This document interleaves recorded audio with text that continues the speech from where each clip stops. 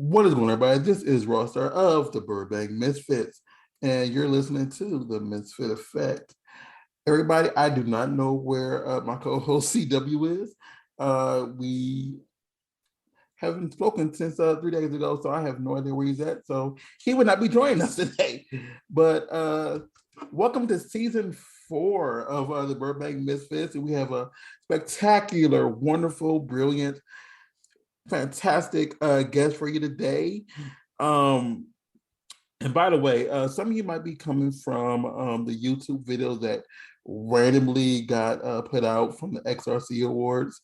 So welcome to everybody who's been listening from that random YouTube video, and I appreciate all the comments and stuff that we've been getting from it. But yeah, without further ado, like our fantastic guest today is the wonderful, the brilliant, that very interesting Miss Sinn Sage.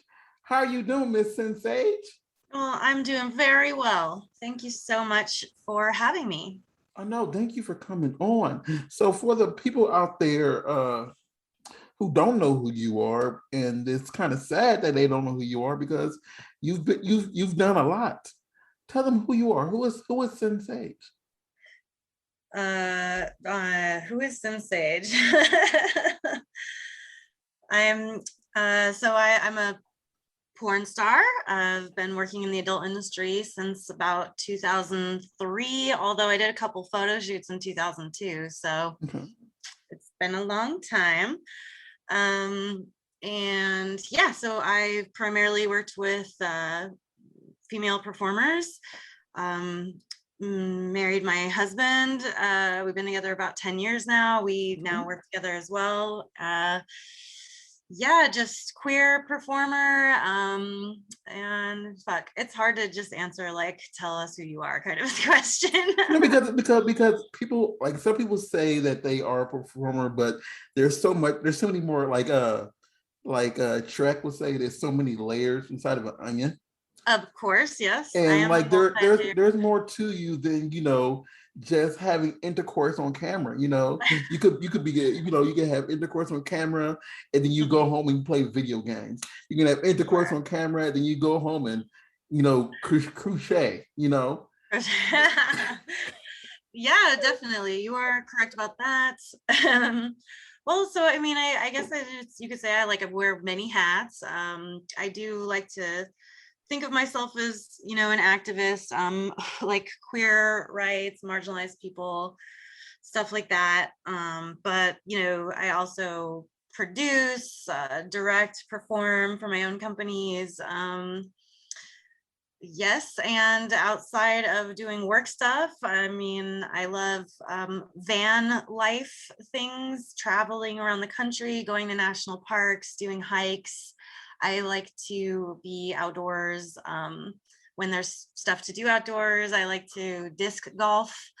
And yeah, but I will say for someone who really loves the outdoors, I spend a lot of time in my house with the shades drawn. And that would be, when I'm not having sex on camera, that's like the best part of my job, but that is probably like 10% of my actual job. So it's a lot of sitting on the computer and fielding emails and setting up content trades and custom video shoots and managing my OnlyFans and my clip stores. So that's a lot of desk work. I do have a question though, because I've seen one of my friends actually do this. How is van life? Because like I don't know if it's just me. It's like, yeah, I'm like you, like I'm a homebody at heart. And the thing is, I like to, be able to walk around the house. But a van or however big your Cooper is, you can only go like so far. Oh yeah. Oh yeah. Yeah. So I mean, I think there's a lot of misconceptions about van life. A lot of especially lately, it's gotten a lot of negative attention. And I think the thing about van life is that it's definitely not for everyone. It is incredibly challenging, but to me, it's like the challenges are so worth the reward. So yes, the square footage of space to walk around in the van is very small, but you know, the goal isn't to like be inside the van. The goal is to like minimize the amount of time you spend inside the van. Mm-hmm. So you're driving for hours and hours, but then you get to a spot and hopefully it's like a national park or an outdoor recreational sort of area, and you can park there, and then you get outside of the van and you spend most of your time going on hikes or swimming in lakes or just exploring the outdoors in the area that you're in. So that part's awesome. And that part feels so worth it. It's also so much freedom. You're just not tied down to a particular place. So I think when I am in a place, like, yeah, I can kind of like, I wouldn't really call myself a homebody because I don't like to stay home. I just think that like when I'm here, it's so easy to stay inside, but I prefer to be outside, away from the home, seeing new places and new things.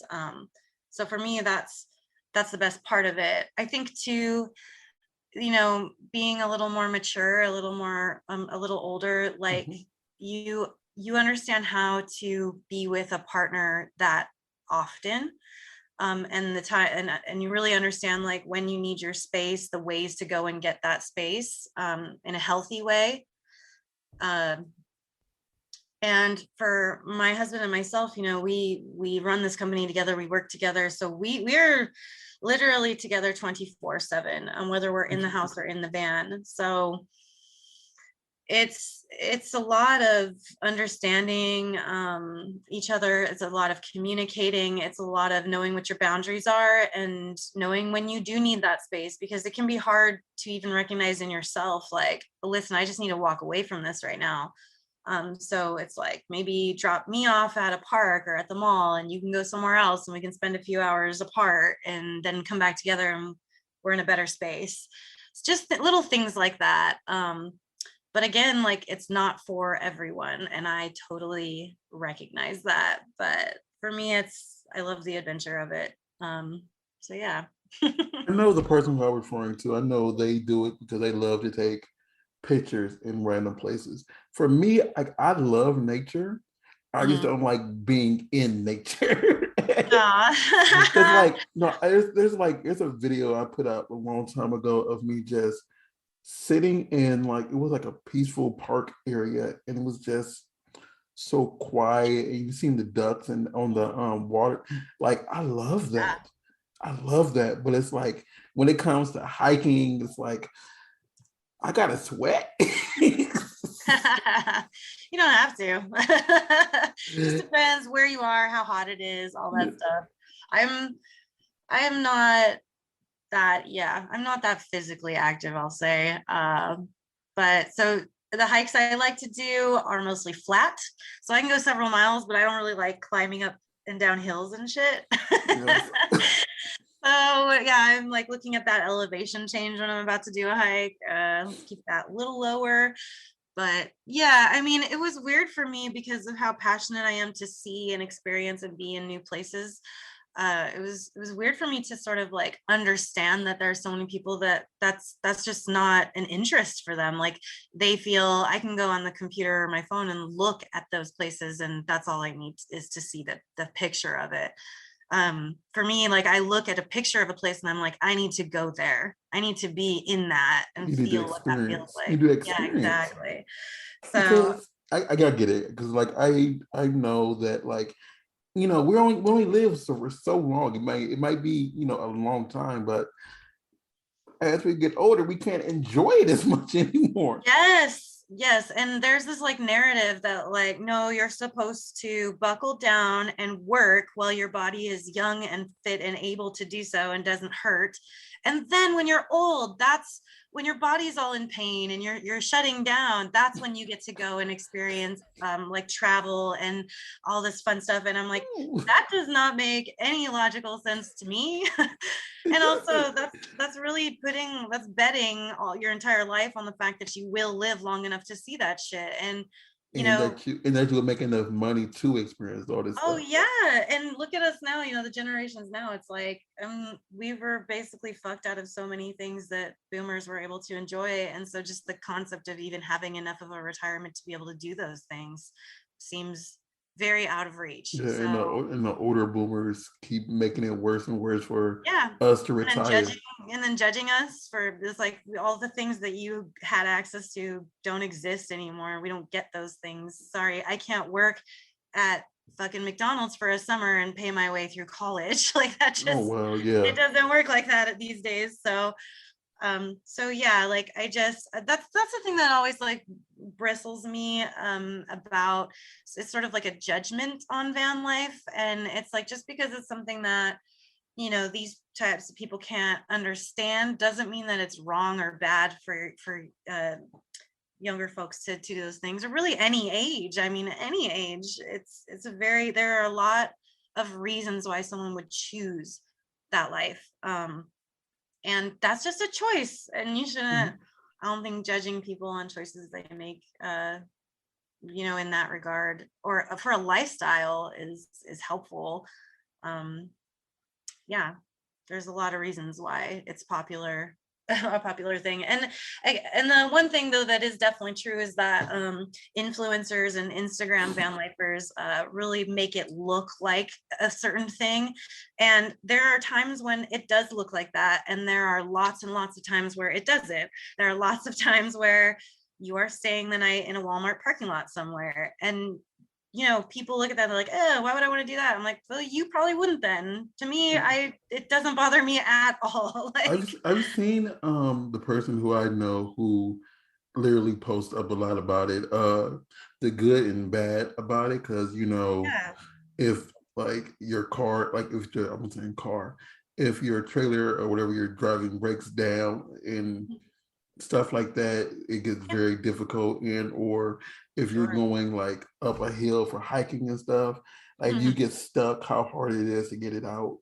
And she posts the good and the bad about it, Yeah. and how she had to rig her Cooper thingy for Mhm. showers and stuff. And so she's Yeah. not, so I've seen I the good mean, and bad about it. I just yeah, know, there's good and bad. But yeah. normal life, as regular living in a house, living in an apartment, it all has good and bad. Everything is good and bad. So it's just the balance that works for you. Mhm. I get it. I just love like someone who can actually do that, because personally, I know I would get too claustrophobic, and I would just be in there like going insane because I don't know. I don't know. Well, But yeah. I mean, it's a small space, especially to share with a partner. But yeah, getting out of that small space is where the fun parts really can be. So but I do want to touch on a few things to make sure I do talk about this. So okay. I didn't say this earlier, everybody. Her studio is Sinn Sage Studios, correct? Yep. Okay, making sure making sure this information isn't old. So, what type of production, all types of production you put out there? Because I know you said you yourself do basically girl, and what type of stuff do you put out there from Sinn Sage? And how was it? How was it starting your own studio, going from being a performer to starting your own studio? Yeah, so for me, so from Sinn Sage Studios, I basically produce everything. Mhm. So what my studios really consists of is one half makes custom videos, so custom video production. So that is pretty much everything, everything that I can make, everything that people email me, the type of video that they want. If I'm able to produce it, if it's within my limits, if they agree to the price, then that's something I will make for them. No question. The other half is productions that are just my own, my babies, my things that I want to make, porn that I want to see sort of in the world. And I've always just identified really, really strongly with making like queer porn. I'm a queer person.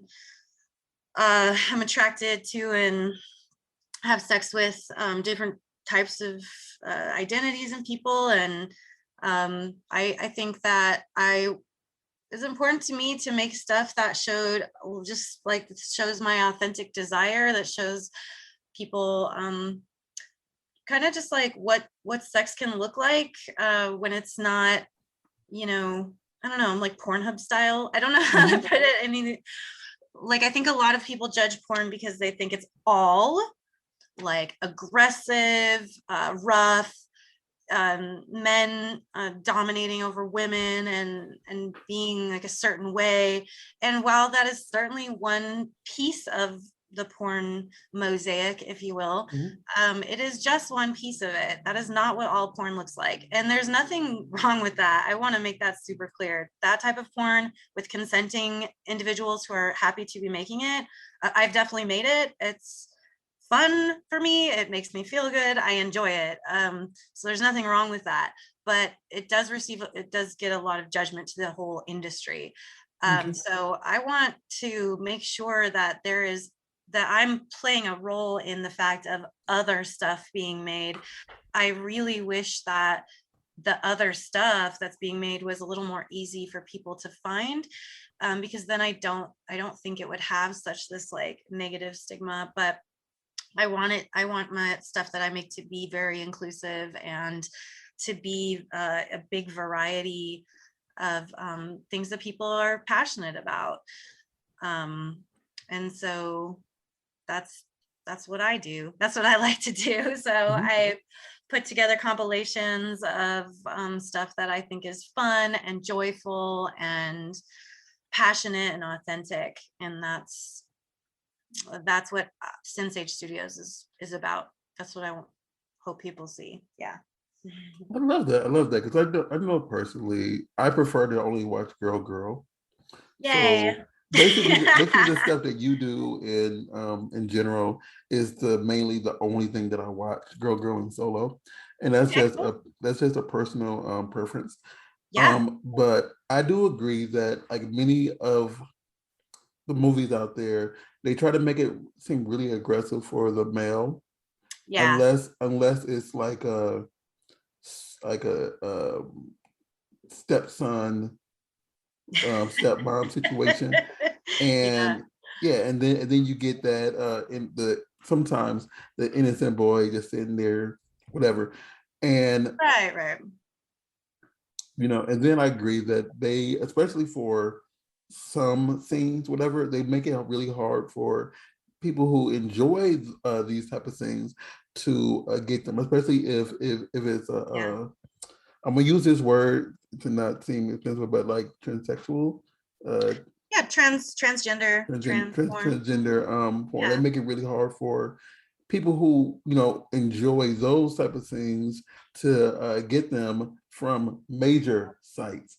They have to go Yeah. through it. They have to go through the back burner, the dark web, and then wind up somewhere on blah blah blah.com, and they can Yeah. buy the scenes, whatever. And it's not usually like put up there like, hey, this is blah blah given name, whatever, Yeah. doing this thing with such and such. Well, I like to think, definitely from what I've noticed with porn trends, I It's getting think better that's though. It's getting better though, yes, but I I think that's mean, shifting. I really do think that's shifting, and I'm so happy about it. So I think that when it comes to the family stuff, that was huge for the past 5ish years or however long, really big. I think that's starting to slide away. Also, the companies are making it more difficult. The people in charge who run this stuff, to put clips up that do say anything about, even if there's step in front of it, if it says brother, sister, mother, aunt, it's difficult to. They're making that harder to post.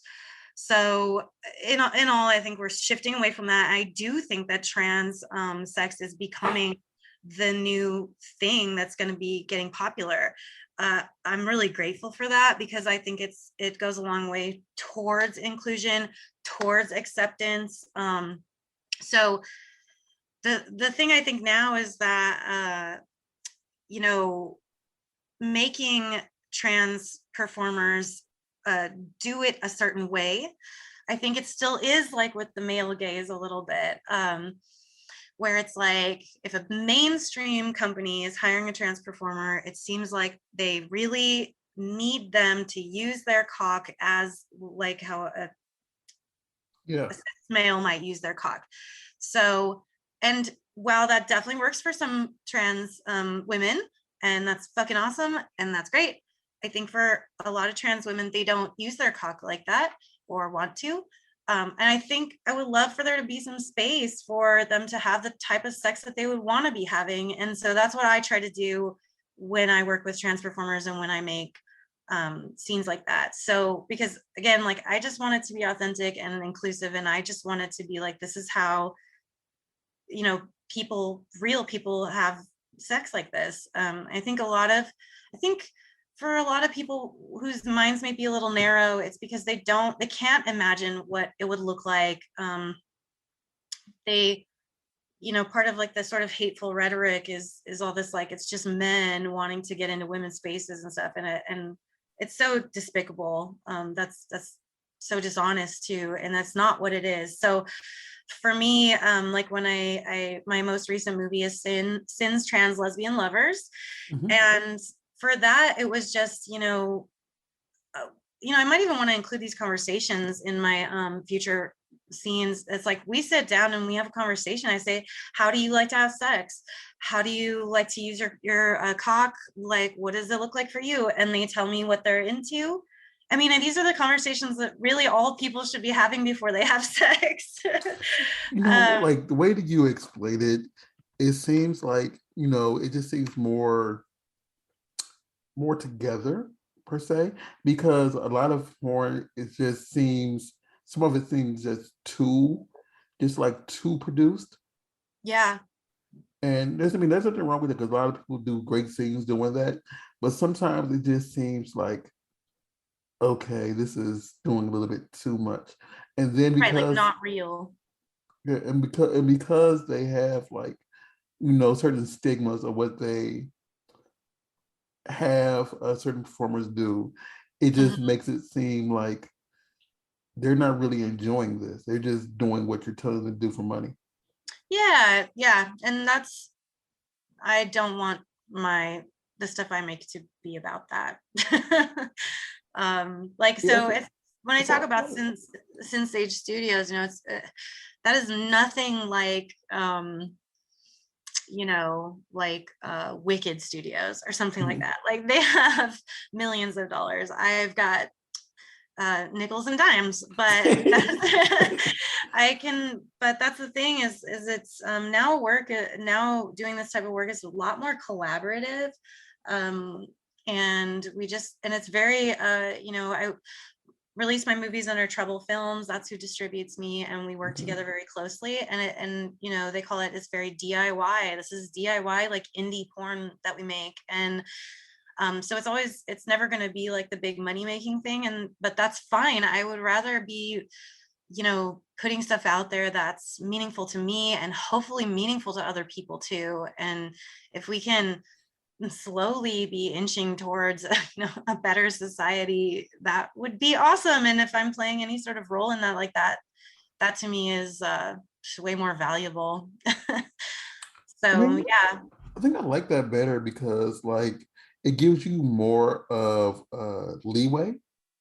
I mean, with like outside of having to follow the rules of porn, it gives Yeah. you more of a leeway to experiment with different things, and because you're doing that, you can really get a grasp of what the fans enjoy of the realism Yes. compared to the fans just buying porn to look at sex. You know. Yeah. Well, just the mainstream stuff. I think it's like mainstream ideas get very like stuck. They're like, well, it has to be like this or we won't make money. And I think that, the indie side of things has a little bit more like, well, it doesn't have to be like anything. And we're going to make what's fun for us, what we like, what makes us feel good. And then the audience finds that. And people are just overjoyed when they find the stuff that they can't find anywhere else. I mean, for the past 10 years, but to this day, you know, I still get emails from women, from lesbians who are like, I never watched porn. I thought it was all like this. I thought it was all male gaze. I thought I see the girl stuff and it looks like crap and it doesn't look real. And then I stumbled upon one of your scenes and it blew me away. Like, I'm like, yes, this stuff is out there, you guys. It's not just me doing it, you know. So, but it's that people judge porn based off, they think that it's all the same thing. And I'm like, y'all like, just, you have to find it, and you're gonna find it on like Twitter. You know, you're gonna find the indie stuff in other spaces, not on Pornhub. And that's everyone's like go-to place these days, well, anymore. But it's like that's where you will find that stuff that you think what porn is. Yeah. And you're not gonna find what's going on in the background spaces, you know, which is totally different. I agree. What's that like? I love the fact that you're bringing a new medium for people out there who enjoy certain things. Because I know when I first started being around this industry, like back in 2008, 9, like I was helping someone sell DVDs at like a booth at a convention, whatever. And Yeah, the things that people were asking for, like it's like at the time, since I was brand new yeah. around this world, it just seemed so weird to me. And then I seen certain things pop up, or like that was adjacent to what this person asked for, Yeah. but you know, and that was mainly because, as you said, people weren't used to hearing or seeing certain things like that. So Yeah, like, and I mean that's basically, that was your intro to like the wide world of what desire really, because we all think maybe like, oh no, especially mainstream again, like guys want to see that, and yeah, yeah, this gentleman had asked me for. He said he wanted a video that had two clowns in it, oh yeah, two ladies dressed as clowns um, using dildo on each other, and like yeah, it, like at the time back me, this is me 13 years ago. It's like, wait, what? yeah. So for me, I mean, my one of my first shoots ever in 2003 was, you know, it was like hypnosis fetish and knockout, like chloroform fetish and foot stuff. So that was like my introduction. And you know, I don't remember even feeling like it was that weird at the time. I come from, you know, performance background. I've always done acting and singing and theater and stuff like that. So to me, I was just like, wait a minute. Real quick, I this just is have a side to. question. Oh yeah, What did you sing? Alto or alto. alto? Okay. Yeah, I'm an alto. I sung bass. I got my Yeah. voice really, really low. But go ahead. I'm sorry. um but yeah, so like that was one of my earliest shoots, and I was just like, wait, so I get to sit here and basically play pretend for a few hours, and you're gonna pay me $400? Yeah, okay, this is cool. I'm very cool with this, you know. So for me, like none of that ever, I was, you know, anytime something new as far as like a fetish idea was introduced to me, I was just like, oh yeah, okay, no problem. And that's not me saying like I totally fully understand this fetish, maybe I don't, but I can definitely do it for you, you know what I mean? So, and again, that would be like with my custom video side. I mean, I get the most basic requests all the way to just like the wildest, most, like not even that wild, just really bizarre. Like this is the thing that gets you off. Okay, that's what you want and that's what you need. Like I will make it for you, you I want to know? say this. In the 3 years we've been doing this podcast, I've heard of a lot of new fetishes that like I would not think exist and Oh that yeah. I've learned. And I'm like because like I know for me, like I'm afraid of feet. So I have a foot phobia. Oh, Eh, you have a fear of I feet. have a fear of feet. And like we've had a few guests who try to traumatize me by putting their feet up here. I'm like, and I quickly like look away because yeah, I have really bad foot phobia. But like I've heard people who have like fetishes of just armpits. Yep. Like that was new to me in these years. People who like to see people pour water. Really? And I'm like, Like out of a pitcher? yeah, I'm a picture. Like Just into like a cup? just in a bikini pouring water. And Wow. like I don't understand. Like that's one thing I don't understand, but Yeah. I Me get neither. it. Yeah. Right. That's what I feel like too. Like I might not understand it, but okay, I get it. Like I get it enough to be like, ooh, baby, you know? Like I remember the first time I did like a balloon like humping fetish, and Mhm. I was kind of like, okay, this is weird, and then I was like bouncing on the balloon and like bouncing my butt on it and making it really really sexy and sensual, and I was like, oh, okay, I get it now. Like I don't understand it, like I'm not saying I have that, but I can see why that does something for someone else. I um understand, yeah, but that's it's just like different strokes. in my mind, like this from a non-performer point of view, I think how the performer looks at it when they go into a scene like that they don't understand.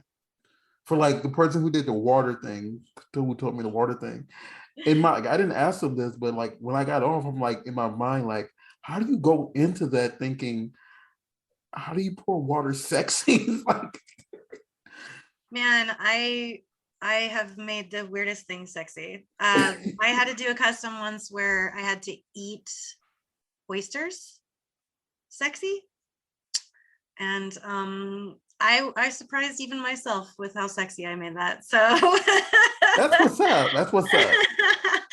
can pretty much make anything sexy. Yeah, it's just, you know, it comes with many years of being sexy on camera, I suppose. So in your time in the industry, what do you think has been the most funnest fun Most fun. most fun part? Yeah, English. Sorry, I'm a grammar nerd, so. I'm actually getting my doctorates. I should know this. Go ahead. What has been the most fun in your time in the industry? Like what stands out as, you know what, that was legit.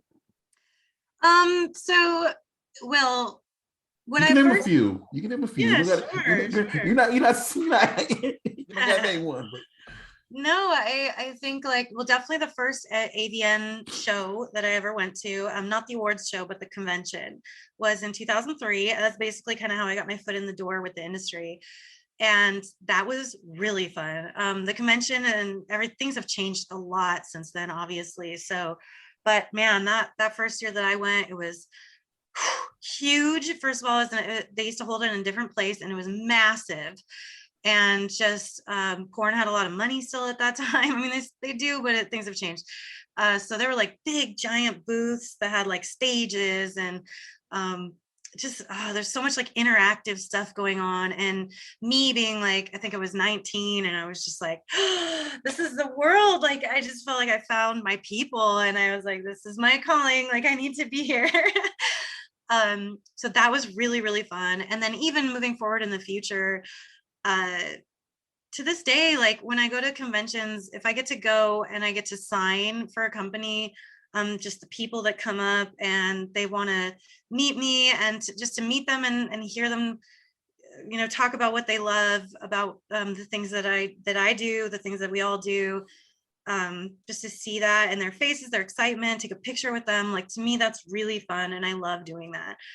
Um, Another really fun thing that stands out in my mind as soon as you ask that question, it was one of my first, I started getting more work in around 2007 2008. I was just like I fell in with the right people and then the right companies, and I started getting hired more to do girl scenes. And I'll never forget this one. So it's a company that don't exist anymore, but they were called Triangle Films. It was run by a lesbian couple, and they had this shoot that was like tri-bade sorority. And so there was this day that we were shooting at this very popular house out in the valley, and it had a swimming pool.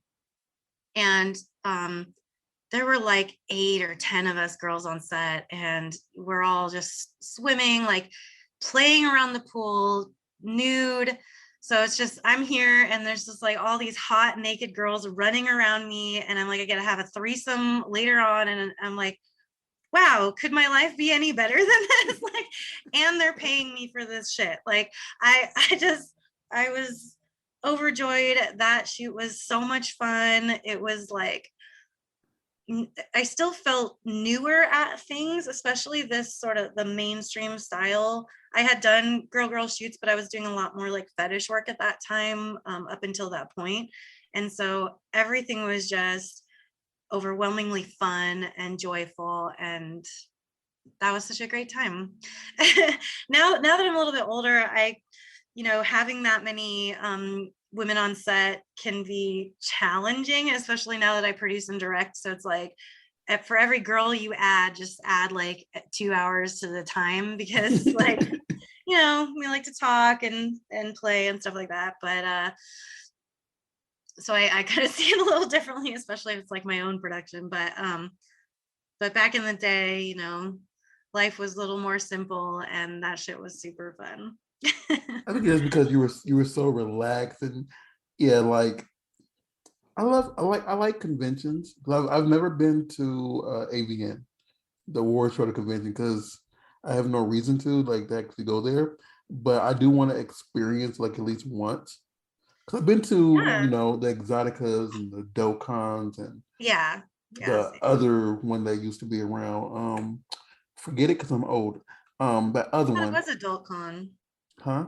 I thought it was Adult Con, It's a Docon Exotica, and it was another one that Exotica, was. XBiz. Yeah, It I was don't a know. really small. It was like it was. They don't do it anymore, and it was from way Yeah. back in the tens, the Oh, early you're like funny. oh nine and tens area. Yeah, So I was around. no, I mean, yeah, I know, but I started doing stuff in '08. Yeah. So because I work with the Urban Next Porn Awards.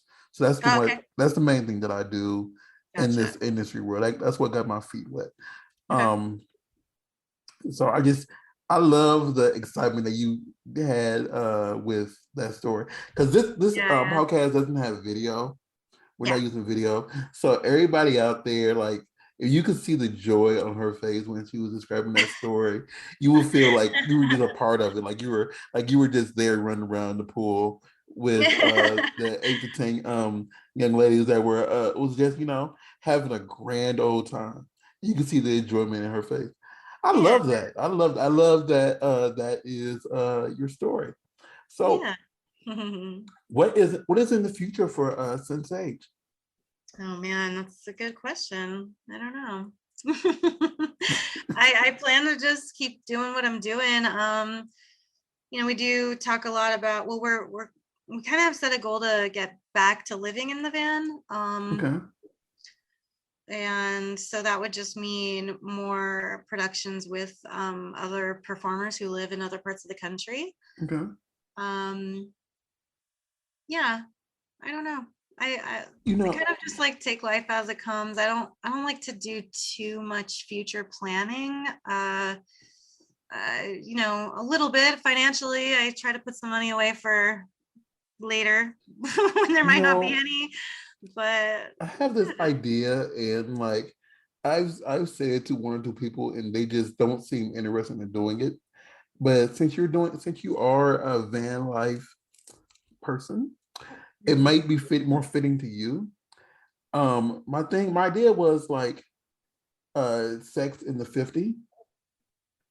So like as you travel along the US, have sex in every state. Oh, yeah. Yeah, and it's rules and regulations, whatever. But just don't get caught, whatever. But Oh, sex, yeah. Nobody cares sex, about that. sex in the 50. And as you Yeah. document like each state, like this is Alabama, Yeah. this is Hawaii, this is Idaho, you know. Yeah. Those are some great states. And so like I would say I've definitely had sex in all those states, but it's just a matter of, making it interesting, because I'm not a big fan of doing outdoor stuff. I'm way too cautious about being caught shooting Yeah. porn in public, whether, not necessarily public, but even like outdoor spaces. Okay. So to just be like, okay, well, this is what a Marriott looks like in Tennessee, and then we're gonna have sex in it. You know what I mean? That's the only thing that's kind of like, Well, what you can do is like do something next to a sign that says, "Hey, this is Wyoming," and then randomly be in a hotel room. yeah, Just something to show like you are actually physically in that state, right. and then present them with sex. Yeah, I'm definitely, So it was just finding an idea that I a way. like. I like it dawned on me that would like be an excellent thing to do, but I know it's It's just challenging challenging. to Yeah. make it something that's interesting to look at. But yeah, uh, I love the concept of, what I was trying to say is like trying to like blend the sort of documentary style of travel and van life with add that into what we do when we make porn and stuff like that. uh, it is a great idea. It's a cool idea.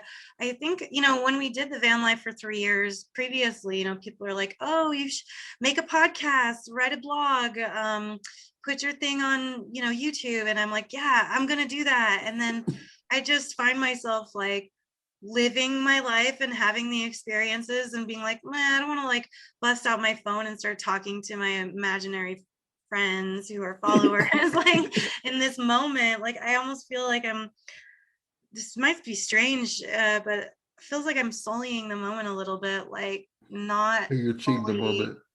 yeah, like not fully giving it to myself, like gifting it to myself, because now I have to turn this into a job of some sort. And I think I'm just not that great at that. Like I'm not a documentarian. Yeah, I'm not that kind of filmmaker. That's understandable.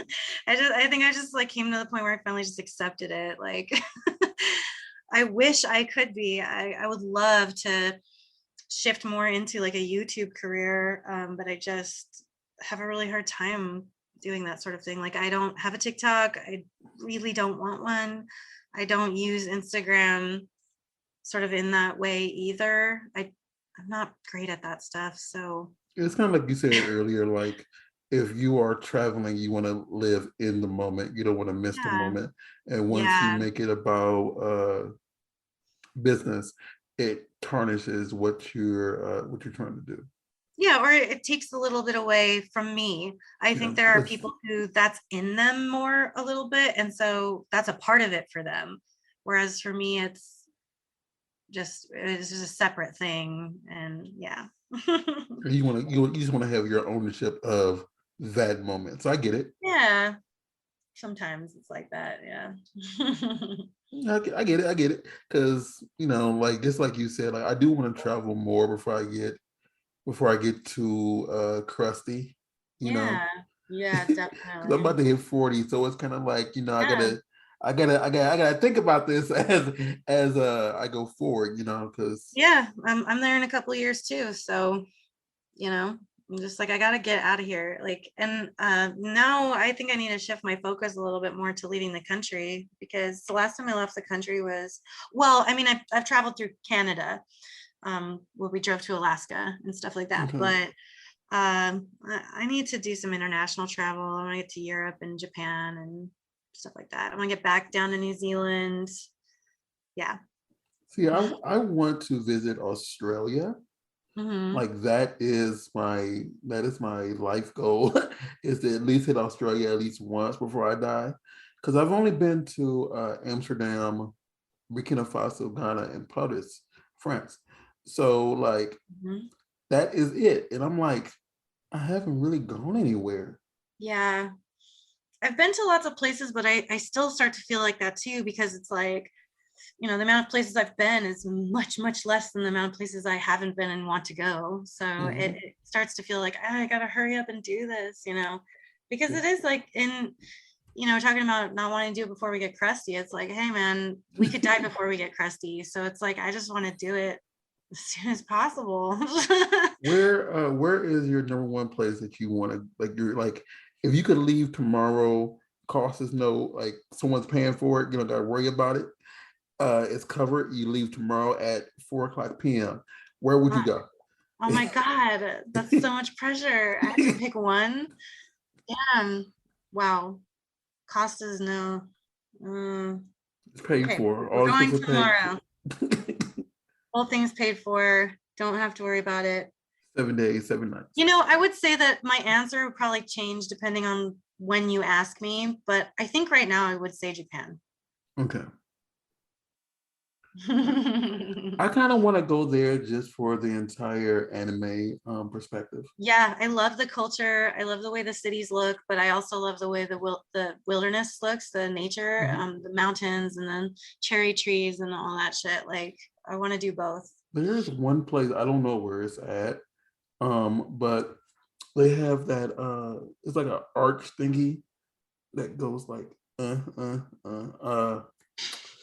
I don't know where it's at. I think it's probably in the capital, but it's like a red arch thing that I see a lot of people stand next to, and I kind of want to go to that too. But if I did go to Japan, it would mainly be for the entire manga, because I'm a manga anime nerd too. So Okay, well then yeah, you should go. I mean, it's just many things on the checklist, but I Yeah. do have this and day job. Work, it's always just saying no, no, no, no, no. Yeah, it takes over your life. It steals your life from you. So better be worth it. So, okay, so basically we have hit our end, but I do Oh, want wow. to. I do like Feels short. yeah, like we only go for like 50 minutes to an hour. We can go 10 more minutes, but it was just like it went really fast. Yeah. You are an absolute joy. I didn't say this earlier, everybody. It was in my notes, and I'm looking down my notes, and I didn't say it. Okay, and I should have did this in the introduction, but I didn't. She won the 2013 AVN Girl Scene, 2015 Girl Performer of the Year. She was just nominated for AVN for was it Best Trans Scene, something like that, or something like that. It's in my notes. Last year I got a nomination for best Transgender trans 101. lesbian. Yeah. They got it in here 2021. Yeah, but that was January of 2021. Yes. Well, I can still consider that this year. Past year. Yeah, but it was this past AVN. It's only 10 months. But well, the AVN 2021 best she was nominated for that. And I want to make sure y'all go out there, check out, her scenes and everything. Like, because like just in this conversation, we ain't really focused too much on her scene. We talked about her studio, but she is a wonderful performer. She has, just through the conversation, you can see that she really gives her all to, making sure that it's so authentic and it's genuine to what she produces and puts out there for you. And like, this is my first time meeting her, and I'm infatuated. I love her right now. So it's so great. So oh my God, thank you. So I'm sorry that we hit our mark already, but please tell everybody where they can find you and everything. Oh yeah, so there's a lot of places. I'd say a great place to start is my personal website is sin-sage.com, and on there you can sort of see what I'm up to. You can see about ordering custom videos. I have a extensive FAQ, answer all your questions, a place to fill out a form if you're interested in ordering one. I also have all of my full-length movies that I produce with Sinn Sage Studios and distribute through Treble Films. Those are all on that website as well if you're interested in those. And then all of the other things that I do, like my OnlyFans, there's a link for my OnlyFans. There's a link for my ManyVid store, for my Clips for Sale store, whichever one you like to buy from. So those are all the things I produce there. You can find me on Twitter. I'm just at Sinn Sage, and make sure you're spelling that SINNSAGE. And I'm always posting about what I'm doing on Twitter. Yeah, those will be the main spots. I am about to launch a paid membership site.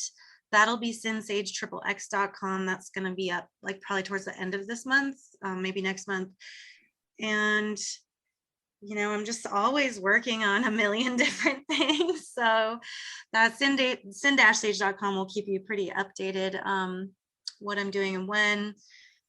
And yeah, onlyfans.com/Sensage. Okay. Yeah.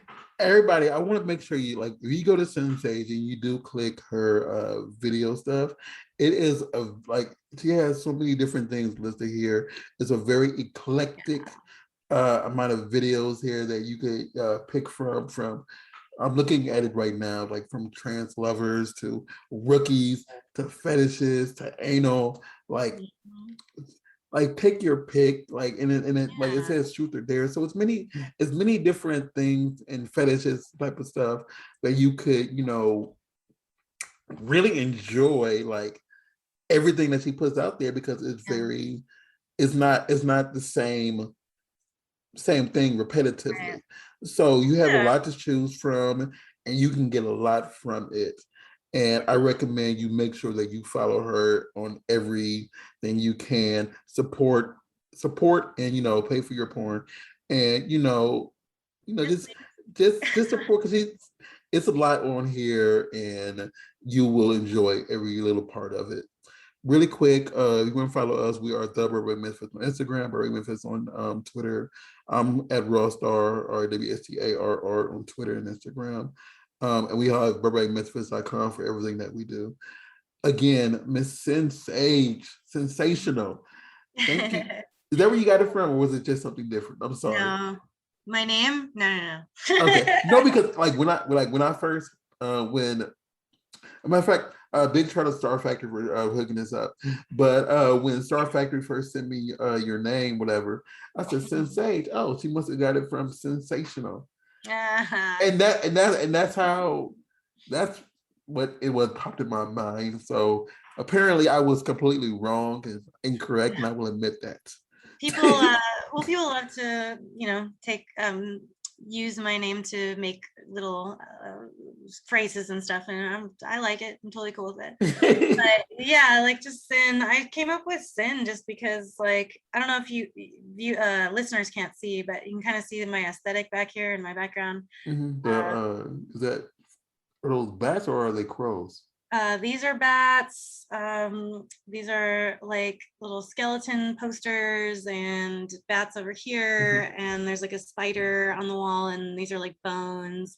So yeah, I just like things that are dark, and just came up with Sin. I thought it was a hot name, and then I grew up on Sage Road.